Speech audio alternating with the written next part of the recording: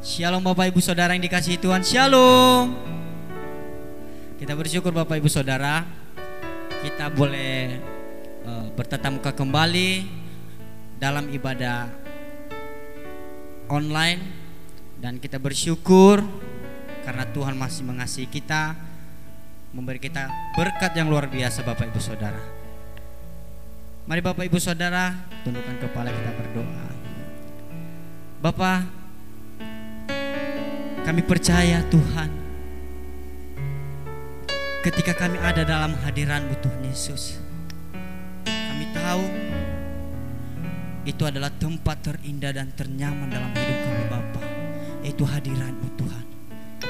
Maka pagi ini Tuhan, kami mau minta hadirat-Mu dari tempat ini Tuhan, ada di tempat-tempat jemaat Tuhan.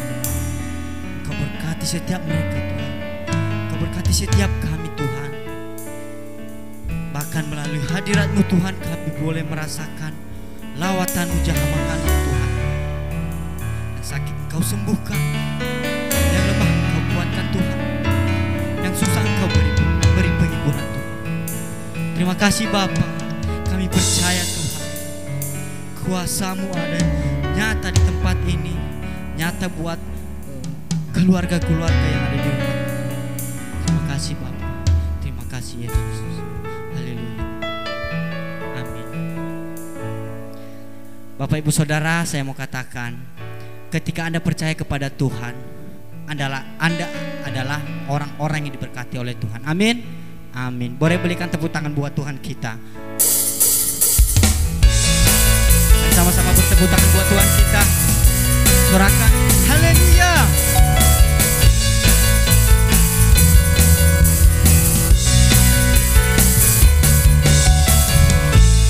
Kasih setiamu nyata bagiku, hikmat kebajikan, hikmat kebajikan setiap bagiku. Bapalah sanggup limpahkan segalanya, dan anugerahnya sangat besar bagiku. Aku diberkati, aku dilimpahi, karena Allah sanggup untuk menyediakan. Aku diberkati, dilimpahi, karena sempurna anugerah Tuhan bagiku. Yang percaya Tuhan boleh katakan amin. Ya. Katakan Bapak Ibu Saudara, kasih setiamu nyata bagiku, hikmat kebajikan, hikmat kebajikan setiap bagiku. Bapalah sanggup limpahkan segalanya, dan anugerahnya sangat besar bagiku. Katakan sebab Allah sanggup, sebab Allah sanggup limpahkan segalanya, dan anugerahnya sangat besar bagiku. Aku diberkati, aku dilimpahi, karena Allah sanggup untuk menyediakan. Aku diberkati, aku dilimpahi, karena sempurna anugerah Tuhan bagiku. Yang percaya Tuhan, kekuatan kita, Dia ajaib buat kita. Katakan amin Bapak Ibu Saudara. Dia Raja dari segala raja, Dia hebat, Dia luar biasa Bapak Ibu Saudara. Boleh sama-sama katakan bersama dengan saya Bapak Ibu Saudara.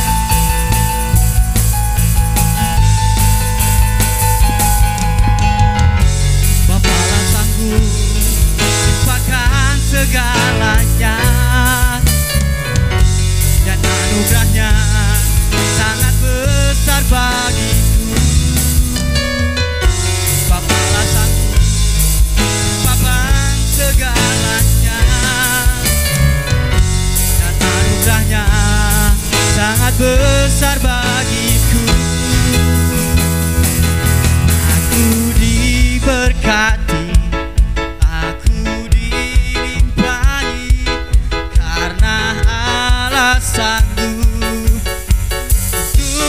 menyediakan.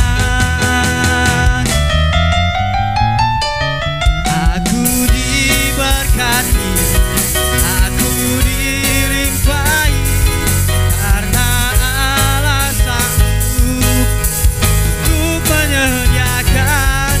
Aku diberkati, aku dilimpahi, karena sempurna anugerah Tuhan bagiku. Boleh katakan Cikampek diberkati, Cikampek diberkati, Cikampek dilimpahi, karena Allah sanggup untuk menyediakan. Cikampek diberkati, Cikampek dilimpahi, karena sempurna anugerah Tuhan bagiku. Sekali lagi katakan Indonesia. Indonesia diberkati, Indonesia dilimpahi, karena Allah sanggup untuk menyediakan. Indonesia diberkati, Indonesia dilimpahi, karena sempurna anugerah Tuhan bagiku.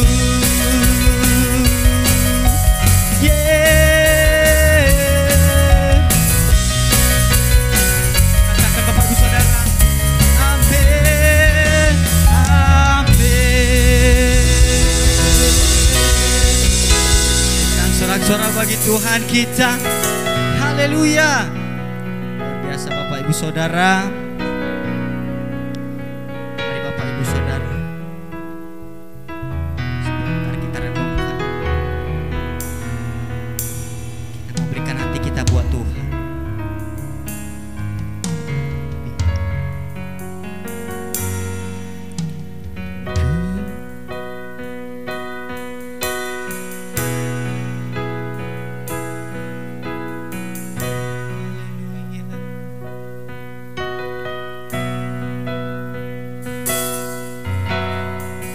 Kemanakah aku dapat pergi, menjauhi rohmu yang suci.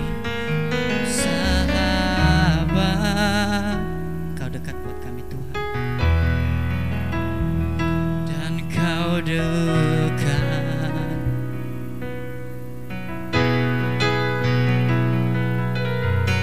Bahkan seluruh pengabdianku tak bisa membalas kesetiaanmu. Sungguh mulia Kau berharga buat kami Tuhan, dan berharga. Sungguh besar pengorbananmu bagiku, terlalu dalam untuk dimengerti. Oh, sungguh besar,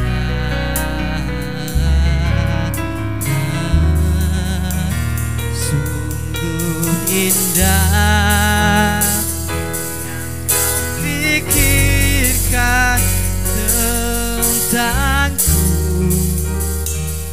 tak terselami bagiku. Oh, sungguh indah. Mari Bapak Ibu Saudara, katakan bersama dengan saya. Kemanakah aku dapat pergi, menjauhi rohmu yang suci. Kau sahabat,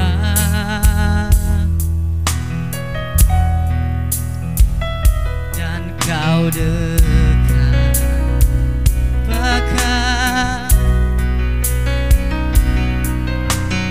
Bahkan seluruh pengabdianku,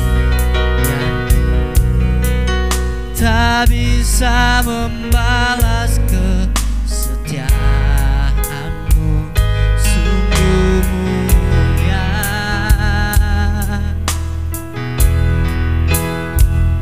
dan berharga. Mari sama-sama angkat tangan Bapak Ibu Saudara, katakan sungguh besar pengorbananmu bagiku, terlalu dalam untuk dimengerti. Oh, sungguh besar, sungguh indah yang kau pikirkan tentangku, tak terselami bagiku. Sungguh indah, besar pengorbananmu, besar pengorbananmu bagiku, terlalu dalam untuk dimengerti. Oh, sungguh besar, sungguh indah yang kau pikirkan tentangku, tak terselami bagiku. Sungguh indah. Bapak Ibu Saudara, katakan lebih lagi, sungguh besar pengorbananmu bagiku, terlalu dalam untuk dimengerti. Sungguh besar,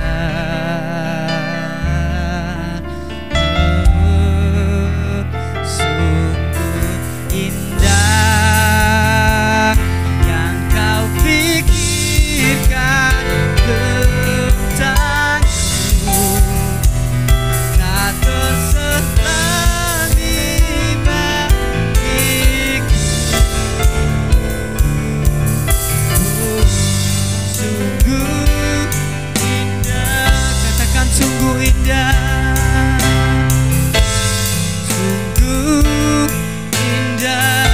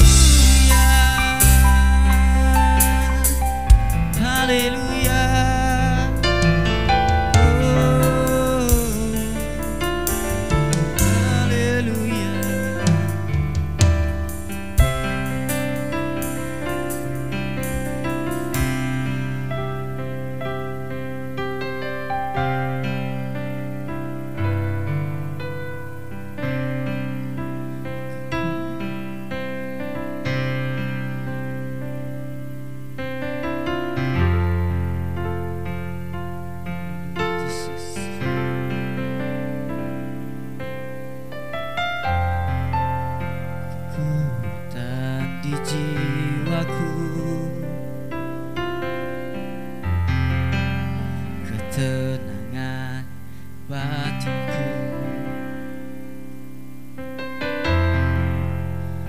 Ada dalam hadirat-Mu ku menyembah.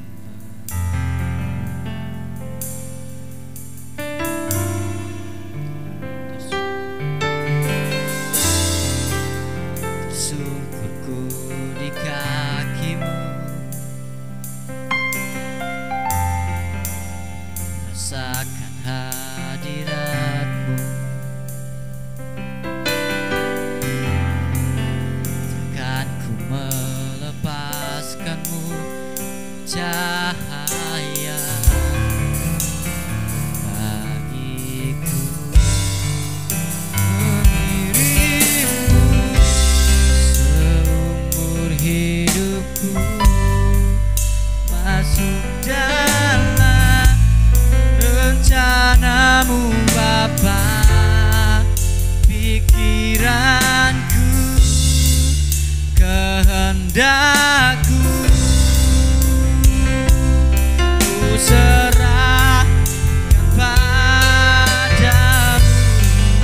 Harapanku hanya di dalam-Mu, ku kan teguh bersama-Mu Tuhan. Jadikan bejana-Mu untuk memuliakan-Mu.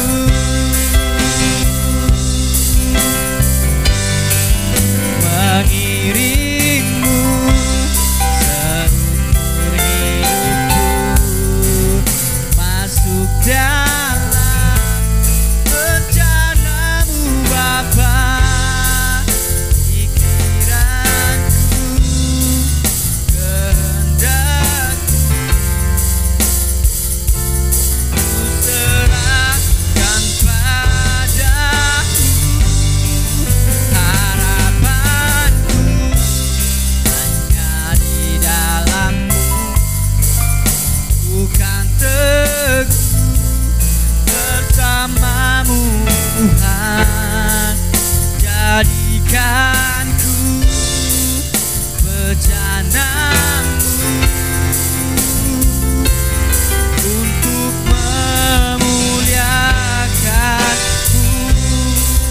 Boleh lebih lagi katakan Bapak Ibu Saudara. Mengiring-Mu seumur hidupku, masuk dalam rencana-Mu Bapa. Pikiranku, kehendak-Ku ku serahkan padamu. Harapanku hanya di dalam-Mu, ku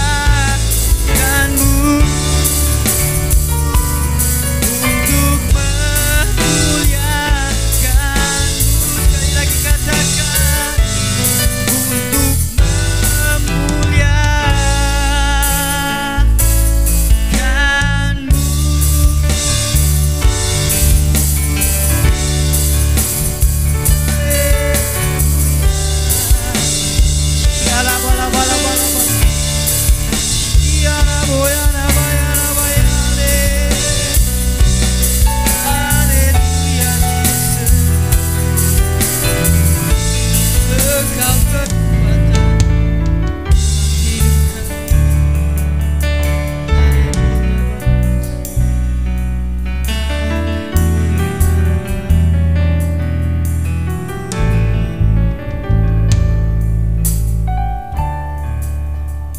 hidup mengirimmu seumur hidupku, masuk dalam rencanamu Bapa. Pikiranku, kehendakku ku serahkan padamu.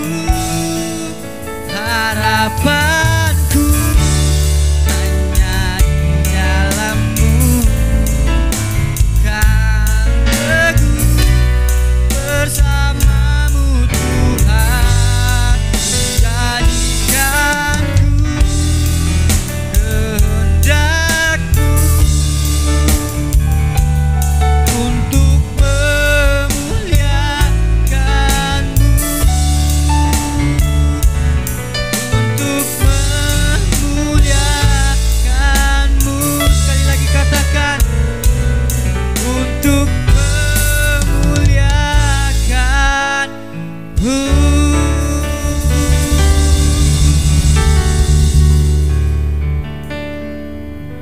Amin. Shalom. Kesempatan kali ini kita akan membahas mengenai meneduhkan badai bagian yang kedua. Dalam hal menghadapi sakit penyakit dan wabah seperti COVID-19, bagaimana GBI sebagai Gereja Pentakosta memahami kesembuhan ilahi? Salah satu butir pengakuan iman GBI berbunyi, kesembuhan ilahi tersedia dalam korban penebusan Yesus untuk semua orang yang percaya. GBI percaya Roh Kudus yang memakai para murid Yesus di Kisah Para Rasul adalah Roh Kudus yang sama yang sekarang memakai murid Yesus pada zaman now untuk membawa kesembuhan ilahi kepada orang sakit. Ada beberapa penyebab mengapa seseorang tidak disembuhkan secara ilahi. Lebih lengkap dapat saudara baca melalui artikel link di caption video ini. Dr. French Arrington dalam bukunya Doktrin Kristen Perspektif Pentakosta menjelaskan, baik Alkitab maupun pengalaman tidak mendukung pernyataan bahwa mereka akan disembuhkan dalam setiap situasi. Dari sisi manusia, kekurangan iman menjadi suatu faktor.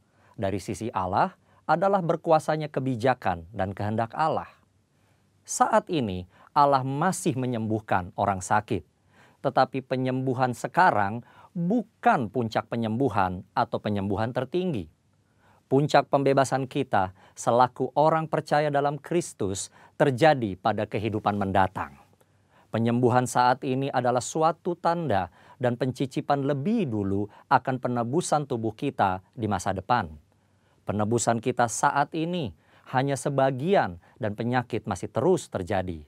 Tetapi apabila Kristus datang kembali, penderitaan, penyakit, keluhan, dan kematian akan berhenti selamanya terhadap orang-orang yang telah ditebus. Bagaimana seharusnya respon orang percaya ketika kesembuhan tidak terjadi pada dirinya? Ikuti apa yang Paulus lakukan. Ia menerima bahwa duri dalam dagingnya yang dapat dikatakan sebagai penyakit dengan hati yang rela, meski Tuhan tidak memberi penjelasan atas semuanya itu. Bahkan ketika Paulus tidak dapat memahami cara kerja Tuhan, ia meresponinya dengan sebuah pengagungan. Oh, alangkah dalamnya kekayaan hikmat dan pengetahuan Allah. Sungguh tak terselidiki keputusan-keputusannya, dan sungguh tak terselami jalan-jalannya. Sebab siapakah yang mengetahui pikiran Tuhan? Atau siapakah yang pernah menjadi penasihatnya? Atau siapakah yang pernah memberikan kepadanya sehingga ia harus menggantikannya? Sebab segala sesuatu adalah dari Dia dan oleh Dia dan kepada Dia, bagi Dialah kemuliaan sampai selama-lamanya. Ketidakmengertian kita akan pikiran Allah justru membuat kita lebih dalam menyembahnya. Dr. French Arrington menjelaskan dalam textbook Doktrin Kristen Perspektif Pentakosta demikian. Untuk melihat Allah yang hanya bekerja melalui penyembuhan-penyembuhan luar biasa, membuat batasan palsu terhadap kuasa Allah. Segala sesuatu yang baik berasal dari Allah. Pengetahuan medis dan keterampilan para dokter dan perawat adalah dari tangan Allah yang beranugerah. Allah berkarya melalui sarana-sarana, baik yang alami maupun supranatural. Dia berkarya dalam menanggapi iman dan doa umatnya. Dia juga melakukan penyembuhan melalui para dokter dan perawat. Kita harus menggunakan diri kita akan sarana-sarana apapun untuk sarana-sarana penyembuhan yang telah diberikan Allah. Doa dan pengurapan minyak memiliki tempatnya sendiri, tetapi doa dan pengobatan medis tidak saling bertentangan. Keuntungan doa penyembuhan dan pengetahuan medis mengalir dari Allah yang sama. Bagi GBI, kesembuhan ilahi adalah salah satu bentuk berkat keselamatan. Keselamatan manusia, itulah yang terpenting. Inilah juga yang dilakukan oleh keluarga besar GBI Jalan Jenderal Gatot Subroto, Jakarta. Melalui Healing Movement Crusade, pemberitaan keselamatan selalu menjadi agenda utama. Pelayanan kesembuhan ilahi adalah tanda-tanda yang menyertainya.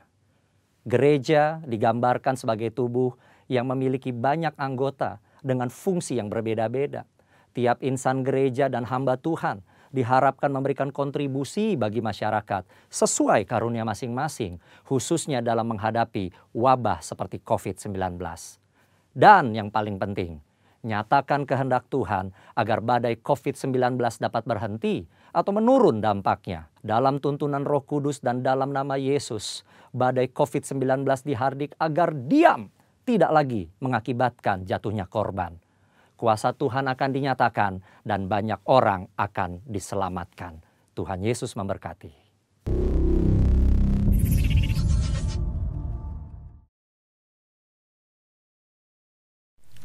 Ya, selamat pagi saudaraku yang terkasih, shalom. Selamat hari Minggu, selamat beribadah buat kita semua jemaat yang dikasihi Tuhan. Ya, kita bersyukur kita boleh bersama-sama, boleh menikmati hadirat Tuhan. Dan sebentar kita akan sama-sama belajar firman Tuhan yang saya akan beri judul tentang makna kenaikan Tuhan Yesus ke surga. Nah saudara, hari Kamis yang lalu kita sama-sama beribadah, yaitu kita merayakan hari kenaikan Tuhan Yesus ke surga. Dan pada minggu ini saudara, hari ini saya juga akan sedikit berbicara buat setiap kita tentang apa atau makna kenaikan Tuhan Yesus ke surga buat setiap kita orang-orang yang percaya kepadanya, saudara. Nah, di dalam Markus 16 ayat 19 dikatakan, saudara, sesudah Tuhan Yesus berbicara demikian kepada mereka, terangkatlah ia ke surga, lalu ia duduk di sebelah kanan Allah.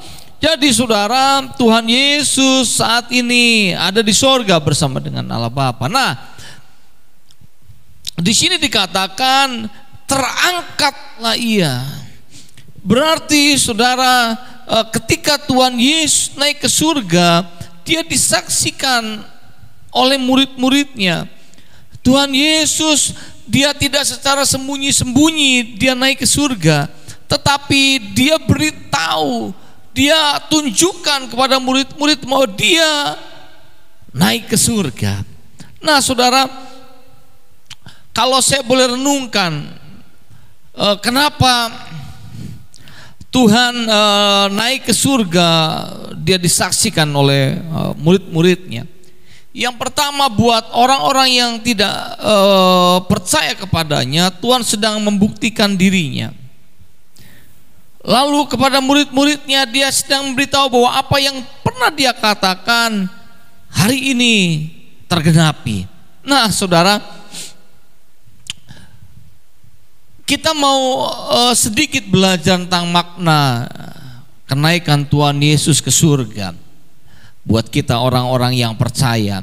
Mungkin kita saat ini sudah berpuluh-puluh kali kita mendengar khotbah tentang kenaikan Tuhan Yesus ke surga. Kita sudah berpuluh-puluh kali kita mengikuti ibadah Tuhan Yesus naik ke surga. Dan baru kali ini, di era ini, di zaman ini, kita boleh merayakan atau bersama-sama beribadah tentang kenaikan Tuhan Yesus ke surga, tetapi secara online, saudara. Ya, kita akan sedikit belajar apa yang saya renungkan, saudara. Apa maknanya buat kita sebagai orang-orang yang percaya? Yang pertama, saudara, apa maknanya? Yang pertama adalah makna buat kita ketika Tuhan naik ke surga dan disaksikan oleh para murid-muridnya. Tuhan Yesus sedang memberitahu kepada setiap murid-muridnya bahwa Yesus adalah benar-benar Tuhan yang berkuasa, saudara. Di dalam Matius 28, di dalam ayat yang ke-18, Yesus mendekati mereka dan berkata, "Kepadaku telah diberikan segala kuasa di sorga dan di bumi." Kuasa ini, saudara, dalam bahasa aslinya adalah exousia. Tuhan Yesus telah diberikan wewenang, Tuhan Yesus telah diberikan otoritas atas surga dan juga bumi. Jadi ketika Tuhan naik ke surga, Tuhan Yesus sedang memberi bukti kepada murid-muridnya bahwa Yesus adalah Tuhan yang berdaulat, Tuhan Yesus yang penuh kuasa. Nah, saudaraku yang terkasih, kita bersyukur bahwa kita punya Tuhan yang benar-benar berkuasa. Bahkan alam maut pun tidak bisa menguasainya, saudara. Alam maut pun ada di bawah kuasanya. Jadi segala sesuatu yang ada baik di surga dan di bumi, kekuasaannya ada di dalam Tuhan Yesus. Di dalam 1 Petrus 3 ayat 22 dikatakan, yang duduk di sebelah kanan Allah yaitu Yesus, setelah ia naik ke surga, sesudah segala malaikat, kuasa dan kekuatan ditaklukkan kepadanya. Jadi ketika Tuhan naik ke surga, segala kuasa telah ditaklukkan kepada Tuhan Yesus. Jadi makna yang pertama adalah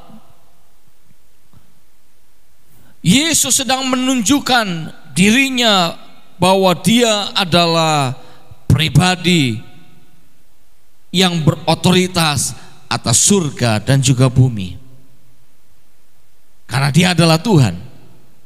Nah,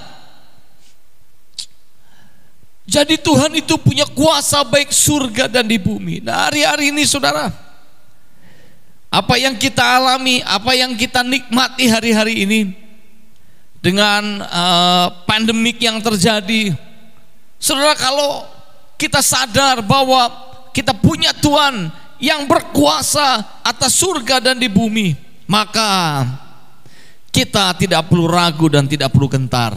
Kita tidak perlu takut, tapi kita akan semakin mendekatkan diri kepada Tuhan. Kenapa? Karena Dia yang punya kuasa. Ya, saudara, jadi kita patut bersyukur. Saya percaya kita pun hari-hari ini, sampai hari ini kita ada, semua ini karena kebaikan Tuhan. Karena Tuhan kita adalah Tuhan yang berdaulat penuh dan juga Tuhan yang penuh kuasa. Jadi yang pertama, makna kenaikan Tuhan ke surga buat kita sebagai orang percaya adalah kita bersyukur kita punya Tuhan yang penuh kuasa, punya exousia, punya otoritas, punya wewenang. Ya. Lalu yang kedua, saudara, apa maknanya? Ya. peristiwa di mana Tuhan Yesus naik ke surga. Yang kedua adalah kita sebagai anak-anaknya, kita sebagai murid-muridnya, dengan peristiwa Yesus naik ke surga, itu membuat kita punya jaminan kehidupan setelah kematian di dalam dunia ini, saudara. Jadi apa yang dia sampaikan dahulu, dia buktikan bahwa dia benar Tuhan. Nah, apa yang dikatakannya, saudara? Kita lihat di dalam Yohanes pasal yang ke-14. Kita lihat ayat ke-6. Kata Yesus kepadanya, "Akulah jalan dan kebenaran dan hidup. Tidak ada seorang pun yang datang kepada Bapa kalau tidak melalui aku." Firman ini disampaikan Yesus belum naik ke surga. Ketika dia ada di dalam dunia ini, dia melakukan pelayanannya, saudara. Bahkan dalam Yohanes 14 ayat 2 dikatakan demikian, saudara. "Di rumah Bapakku banyak tempat tinggal. Jika tidak demikian, tentu aku mengatakannya kepadamu. Sebab aku pergi ke situ untuk menyediakan tempat bagimu." Jadi saudara, ketika Yesus naik ke surga, itu sedang membuktikan apa yang dia sampaikan kepada murid-muridnya, bahwa Tuhan Yesus pergi ke surga untuk menyediakan tempat buat kita, dan tidak ada satupun manusia yang bisa sampai ke tempatnya kalau tidak melalui Tuhan Yesus. Karena Yohanes 14 ayat 6, "Akulah jalan dan kebenaran dan hidup. Tidak ada seorang pun yang datang kepada Bapa kalau tidak melalui aku," saudara. Tidak ada jalan keselamatan selain di dalam nama Tuhan Yesus. Tidak ada cara keselamatan, tidak ada jalan menuju surga selain jalan di dalam Tuhan Yesus Kristus. Nah, saudara, kita bersyukur sebagai orang-orang yang percaya, kita bersyukur sebagai murid-muridnya, bahwa kita punya jaminan kehidupan setelah kematian dalam dunia ini. Saudara, saya pernah berbicara kepada jemaat.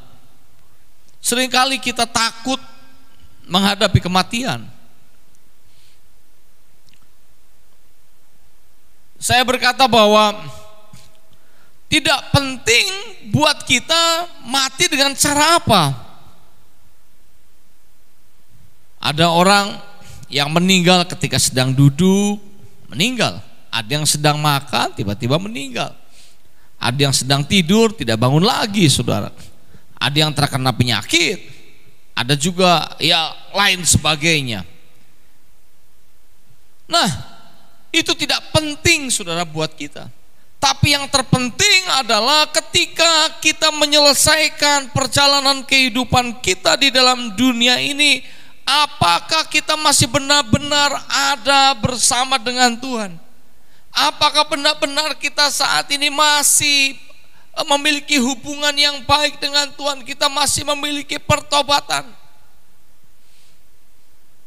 Karena sebagai orang yang percaya, dengan kita memperingati kenaikan Tuhan Yesus ke surga, seharusnya kita bersyukur karena kita punya jaminan kehidupan setelah kematian di dalam Tuhan.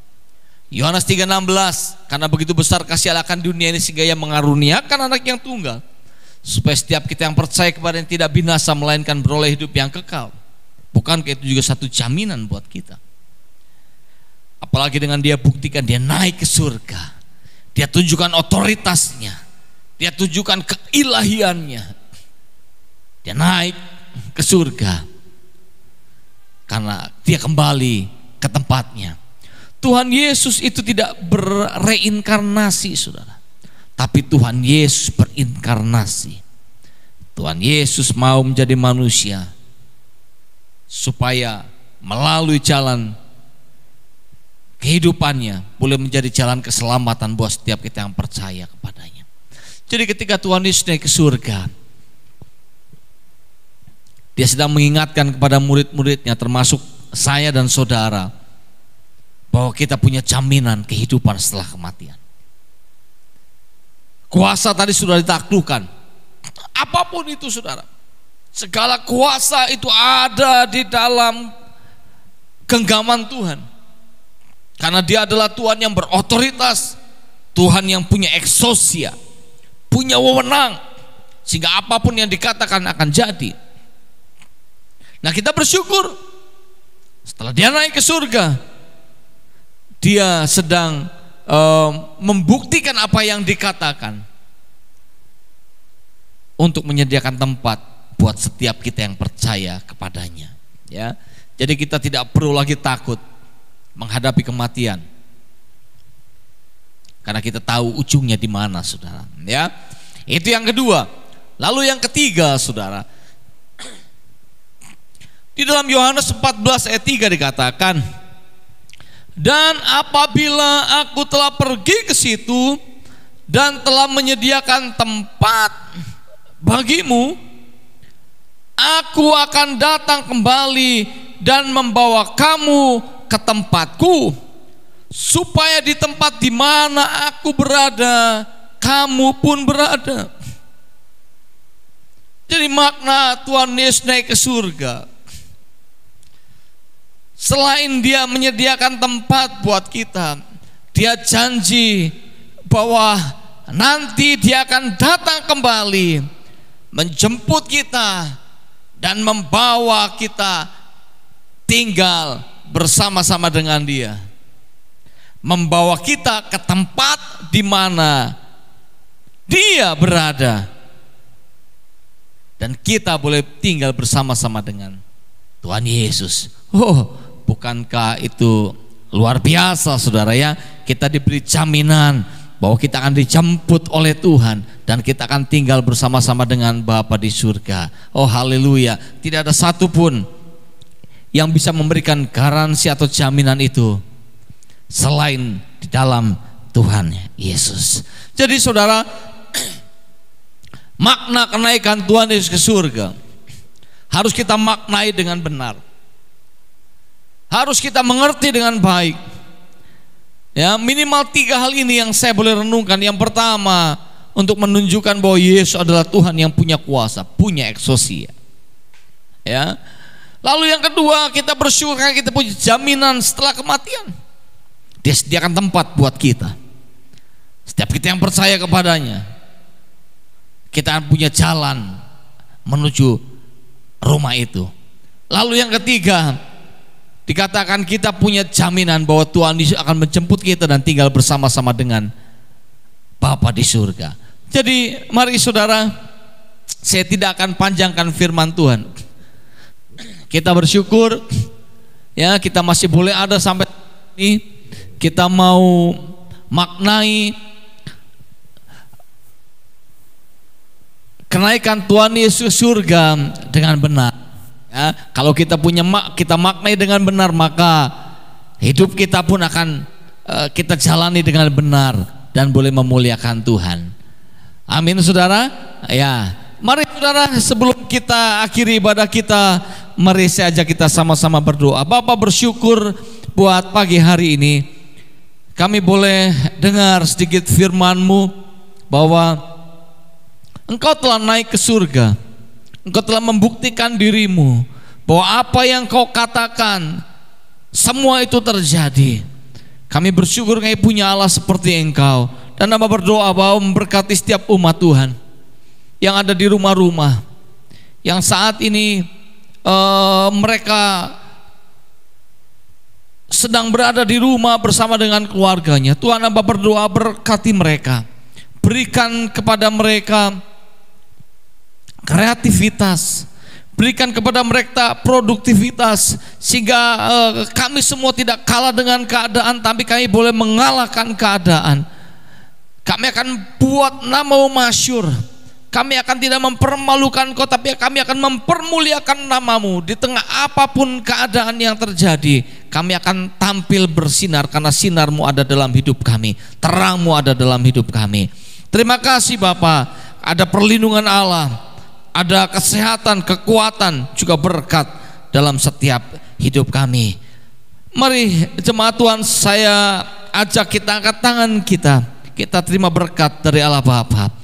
Karena itu saudaraku yang terkasih, terimalah berkat dari Allah Bapa, cinta kasih dari Tuhan Yesus Kristus, dan penyertaan dari kuat kuasa Roh Kudus yang akan menyertai hidupmu mulai pagi hari ini sampai Maranatha, bahkan sampai selama-lamanya. Terimalah berkat Allah itu di dalam nama Tuhan Yesus Kristus.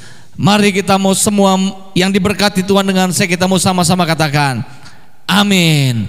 Selamat hari Minggu, selamat pagi, Tuhan Yesus memberkati.